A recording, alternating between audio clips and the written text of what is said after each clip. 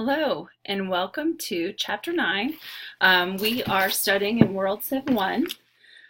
World Civ 1 is the beginning of history until the 1500s.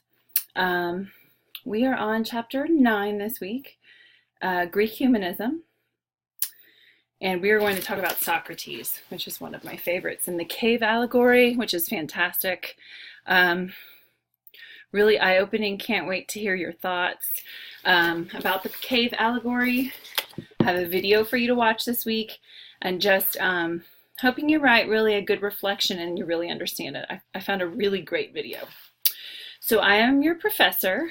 I'm Jennifer Haynes, Hobson-Plattner, and we are going to go over Chapter 9 together. Okay, so let's go ahead and get our PowerPoint, and we will get started. All right, so Chapter 9, I'm going to put myself in the corner, and here we go. Okay, Greek humanism. Plato tells us that his master, Socrates, was considered extraordinarily ugly, but his mastery of logic and beauty of expression made all those who heard him forget everything else about him. Wow. So it is really important to note that Socrates was about 70 years old when the government officials of Athens sentenced him to death because he was asking questions, the Socratic method. He was asking many questions about the religion of the time. And the religion of the time was, Greek gods and goddesses and Mount Olympus and that sort of thing. So he was asking questions and digging for truth, and they got very angry because you have to understand there was a lot of money in those religions, even as there are today. Or can be. It can be lucrative if one wants to go that way.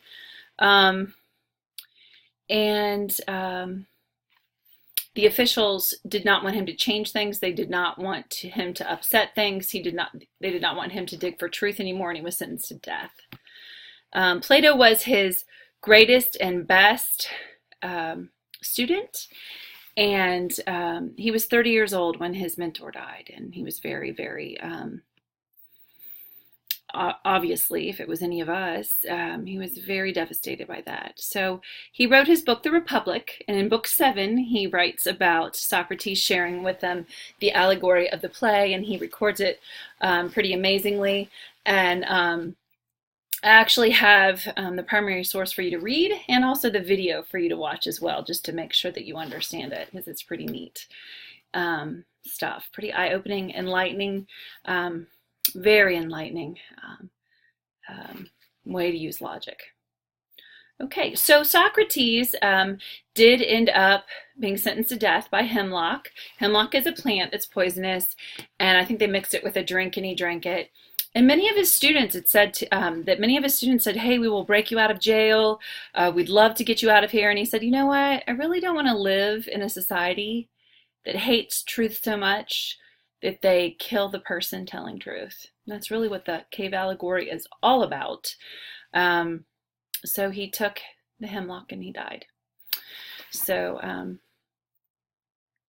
very inspiring story. So we have the first Olympic Games in 776 BCE. Pre-Socratic philosophers, classical age, Socrates, Plato, Aristotle. I do want to point out that, and I think it might say this later, but Plato actually created kind of like a college type school called the Academy, which is where we get the word the Academy, ivory tower, what we call, scholars, the Academy, university level research and that sort of thing. And that's what we talked about recently when we talked about the coffee house and academic and non-academic sources. Okay, I just want to make sure that we're recording. Just double checking. Yes, we are, and we will continue. Sorry about that. All right. Hellenic culture, classical Greece, great achievements in arts and philosophy. Hellenistic culture after Alexander the Great's conquest, synthesis of Greek and Asian culture, advances in science. Philosophy, the love of wisdom. That's one of your quiz questions. Systematic examination of an entire spectrum of human knowledge. 3 periods: pre-Socratic period, classical age, which included Socrates, and the Hellenistic era. Pre-Socratic philosophy, the greatest contribution was the concept of law in the universe. Cosmos was the result of laws of causation, thus understandable and predictable. Did not look to gods for explanation or phenomena anymore. Natural law. Anaximander, he was one of the philosophers that they actually mentioned in your book. Theory of natural evolution of species. Universe without limits. Hippocrates. Founder of scientific medicine, first great empiricist in natural sciences.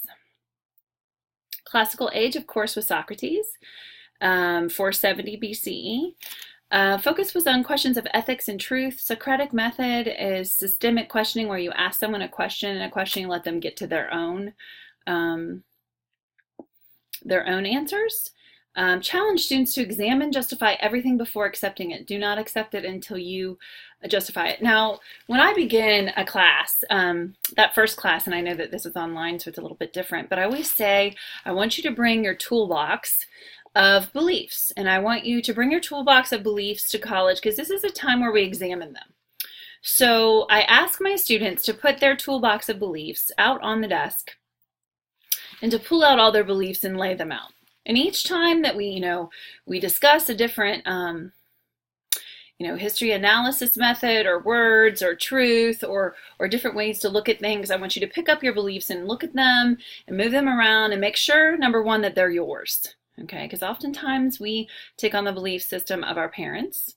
Sometimes that is an accident, just a coincidence, and sometimes, we might have different parents that don't allow us to think differently. So what I'm trying to get my students to do is to think for yourself, and at the end of the semester, if you put all of your beliefs back in your toolbox and you have looked at them, thought about them, and examined them, that's exactly what I wanted you to do. Maybe you'll leave some behind, as I did when I went through this process. Boy, my toolbox changed completely. And I really realized some of the beliefs I had in there weren't true. Some of those beliefs weren't mine. And I had to think for myself, which is exactly what I want you to do. So this Socratic method is exactly what Socrates challenged his students, what we challenge you to do as well. Accused of poisoning minds of the youth, he was found guilty and forced to drink hemlock as poison. Very sad.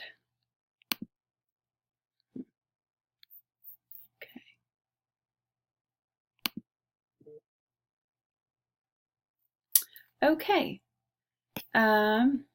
I was just checking. Sometimes my video has been stopping in the middle, and it's been very frustrating. Okay, so Plato, he was a pupil of Socrates. I keep wanting to say Socrates if you've seen Bill and Ted's Excellent Adventure. If you watch it for bonus points, I might need to get, and you write a half a page, one paragraph about it. It does mention different historical figures. It's funny, it was my favorite movie in high school, and then I became a history teacher, so it's pretty ironic. So anyway, in Bill and Ted's Excellent Adventure, they say Socrates instead of Socrates. Please don't do that, okay? Bill and Ted weren't very bright. God bless them. Okay, Plato, he was a pupil of Socrates. He tried to solve a problem of how to recognize truth and reality. What's real, what's fake? There's a lot of lies out there. There's a lot of illusions. There's a lot of circular reasoning. How do you find what's real? Analysis of how politics should be. He wrote The Republic. But this metaphor of the cave really does help, understand that. It really talks a lot about experience. Okay, don't believe what people tell you. It's experience, experience, experience. And also, there's a new word called echo chamber. It's when you only stay around people who are like you and believe like you and think like you and look like you. And, there's a lot of talk about, busting out of our echo chamber and talking to people who are different. And that's one of the assignments this week. One of your assignments is to speak to somebody that has a different view, religion, view of politics, view of immigration, view of, there's a list I have that you can think of. And if you can't talk to someone about it, you don't feel comfortable, there is a way to read an article that's opposing to some of your views, or to possibly watch a documentary. So if you let me know, I'll help you find that, but it's really an exercise in breaking those chains, because those chains in this metaphor of the cave are when we only look at things through one perspective. You're chained to a cave. Now, when you take those chains off and you look at things from different perspectives, the choice of your belief is even deeper because you've seen so many choices. It's pretty amazing stuff. Okay, and you'll be watching that video later this week. All right, so anti-democratic views because of the turmoil it created in Greece. He was more onto a republic. The classical age, Aristotle, a student of Plato, interested in every form of science, formal rules of logic. Best known works are Politics, Physics, Metaphysics, mathematician, astronomer, botanist, student of medicine, later referred to as the master philosopher in both Christendom and the Islamic world. Definitely in Christendom, I know that they had a lot of respect for him in the Islamic world, but some of his philosophies were off. In fact, some people attribute him for some, from patriarchal and misogynistic views, because he really saw women as incomplete men, which is not how we view that today, or not really at all truth-based. So just a red flag there. Okay. Classical age. Hellenistic philosophy, cynicism. Diogenes, major proponent, called for absolute simplicity, rejection of artificial divisions, political or economic, rigid poverty, and absence of egotism. Influential ideas, though few practice this. Hellenistic philosophies, you have Epicureanism, found by Epicurus. Principle of life is pleasure, and avoidance of pain, which of course Buddha would not be happy with, because Buddhism says you have to walk through pain, you have to not avoid it. So these are really two polarities, which is one of your history analysis words. So very opposite views. Not self-indulgent in physical sensations, inner peace through consciously rejecting values and prejudice, just avoiding pain. And the most followed was Stoicism, which the founder was Zeno, a freed Phoenician slave. His beliefs were unity of all humanity, disdain for social conventions, natural law governs human affairs. Good people obliged to participate in a public life to help less fortunate, and virtue is its own reward. When you do something good, it makes you feel good. Had large following in Greece and was popular among Roman leadership. Okay, I'm just going to check to make sure that we're still recording. And we are. Fantastic. When I check, it works perfectly. Okay, so next, astronomy, you have I'm going to say his name wrong. I have to say it in my head, so sorry. It's not going to happen. Aristarchus of Samos, that was awful, I'm so sorry. Heliocentric universe, theory of the universe, the sun being in the center. Hipparchus of Nicaea challenged heliocentric theory. Ptolemy, geocentric theory. And then you have geography. Eratosthenes calculated the circumference of the earth properly way back then, which is amazing. Physics and mathematics, you have Archimedes, specific gravity, and Euclid, the elements of geometry. Greek science, Hellenistic inventions, mechanical arrow, firing catapults. Let's see, stone throwing ballista, and that was Philo. Water clock, the pipe organ, water screw, Archimedes. Antikythera mechanism, mechanical analog computer. And there's a picture of that in your book. It was pretty cool. Labor-saving scientific applications not in demand due to abundance of labor supply. So they had so many slaves, they didn't really care about technology. Like our society is like technology, technology, technology. And they had so many slaves, it wasn't even a thought, which is amazing. So Greek science, this is pretty cool. This is the first world map that bears substantial relation to the globe as a modern people know it. It was drawn by the Greek geographer Eratosthenes in the 3rd century BC, relying on his own observation and on reports by mariners and other travelers. And some of it is pretty right? Except for like Libya, we're missing the rest of Africa just a little bit. So it is pretty interesting. Asia's just gone, and what they thought at the time. Greek religion, they were polytheistic.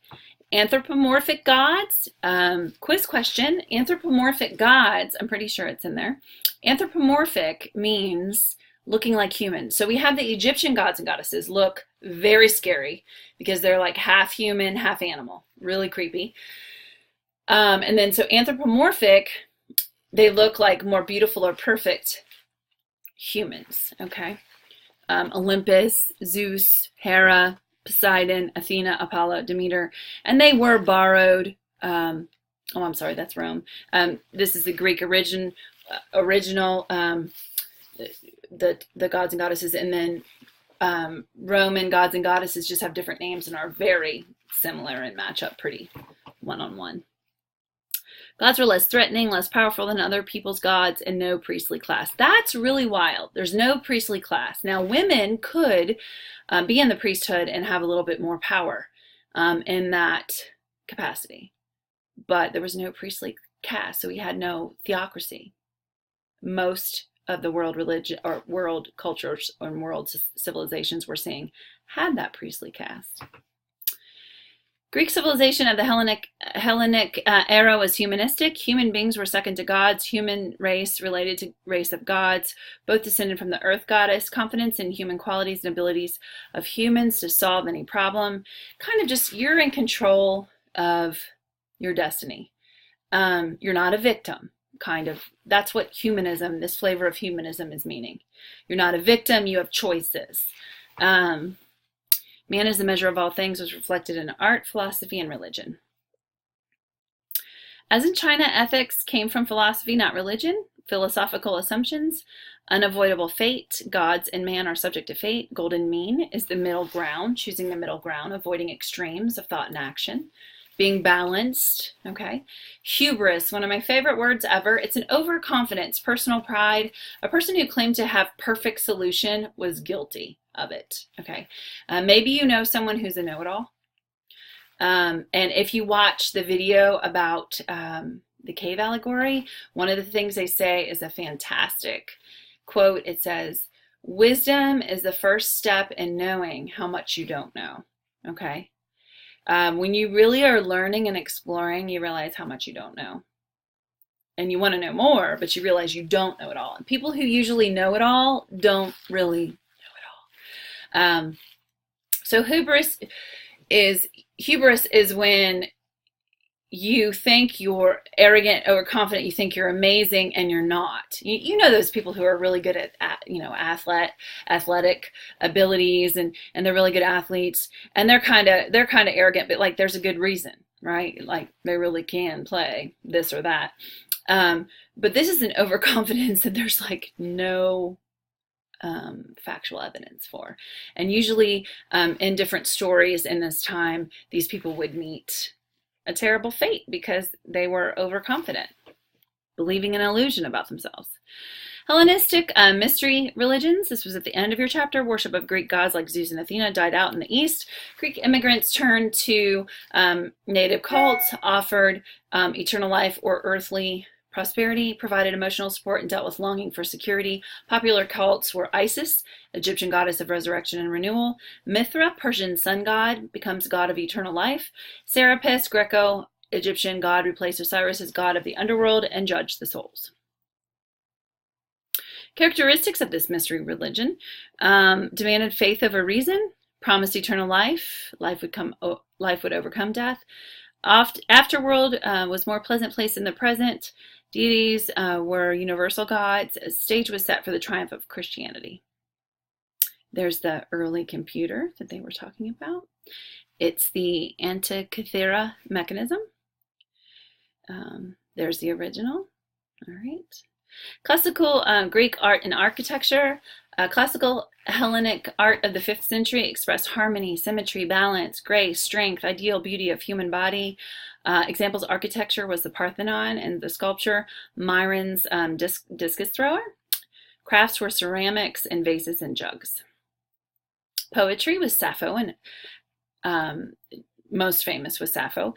Drama was the tragedies by Euripides, Aeschylus, and Sophocles, and the comedy was Aristophanes.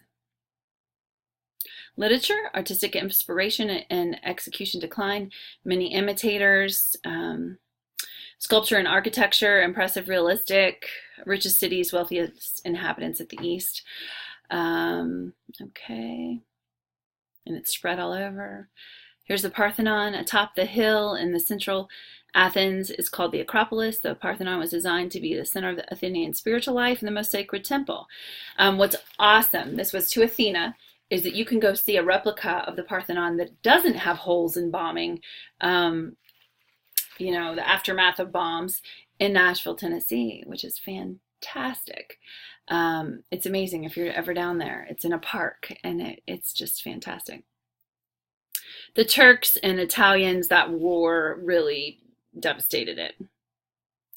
Classical Greeks, most Greeks farmed. Polis was the heart of Greek life, small place with racially and culturally homogeneous inhabitants. So they all kind of look the same, acted the same. Hellenistic age, true urban civilization. Let's see, Alexandria in Egypt, Antioch in Syria, Susa in Persia, and dominated. Towns were centers of commerce and learning, museums, libraries, and amusement halls. Sense of community came from the social and ethnic groups. Greek language remained the tongue of the cultured, but Eastern way of life and thought became predominant. Slavery. Numerous slaves, both Greek and foreign, usually prisoners of war, debtors, or criminals. Slave status usually not lifelong or inherited, so babies were not born into slavery. Not normally abused, okay, except if you worked in the silver mines. If you worked in the silver mines, whether it's Greece or South America, if you were a slave in the silver mines, your life expectancy was probably 7 years. 7 to 10 years, because they worked you till you died. But slaves could, you know, buy their freedom, or if they did something amazing, their owners might give it to them. Changes in Hellenistic era, number of slaves rose. Slavery could be for life. Slavery could be hereditary. So we have this change happen that was not a good change. Discobulus, the Roman copy of a 5th century Greek original by the sculptor Myron, is deservedly famous for its combination of manly strength and graceful control. The athlete prepares his body for an extreme effort at tossing the heavy stone disc, one of the feats of the original Olympic Games. Competition in the nude was the norm for both Greeks and Romans, and women were not allowed to witness the games. My son was a discus thrower in middle school last year, so pretty awesome to watch him do that. And of course, there's a big net because you don't want to get hit with it. And he wore clothes. Hellenic period, women excluded from direct political and economic power. So women really did not have a lot of power in Greece. Tragic heroines are Electra, Antigone, Medea, Cassandra, and Artemis. Anti-female prejudice in later Greek literature, not in the Homeric period. Spartan women had more freedom and were equal. Respectable Athenian women were limited to the home, sometimes only 2 rooms in the home. They couldn't even go to the market, which is wow. Please remember always, when you're a lower class or a very, very poor woman, in many of these different cultures, you had more freedom. It was the middle and upper classes that took very, very strict control of the women. The Maenads, frenetic followers of Dionysus. Hellenistic period, status of women rose in Hellenistic and Roman imperial areas. No longer property of husbands or fathers, but independent and legal. Homosexuality, relatively common among the educated. Dionysus with the Maenads and the Satyrs provide an example of the many important roles women played in Greek religion. Okay, hopefully that, we're hoping. Alrighty. Okay, so that is all about chapter 9. All right. I was trying to see if there was anything else. Oh, I love this. I don't know if you saw that Zeno, the person who popularized Stoicism, he had a fantastic quote I just wanted to leave with you. He said, Um, it was a philosophy of noble acts that strongly emphasized the necessity of service to one's fellow and recognized that all are essentially equal under the skin. I really like that. I thought that was pretty profound. All right. I think we covered everything. Oh, I did want to point out one little thing to you. No, I think that's in the next chapter. So sorry. Okay, have a lovely night, and that is chapter 9. Thank you.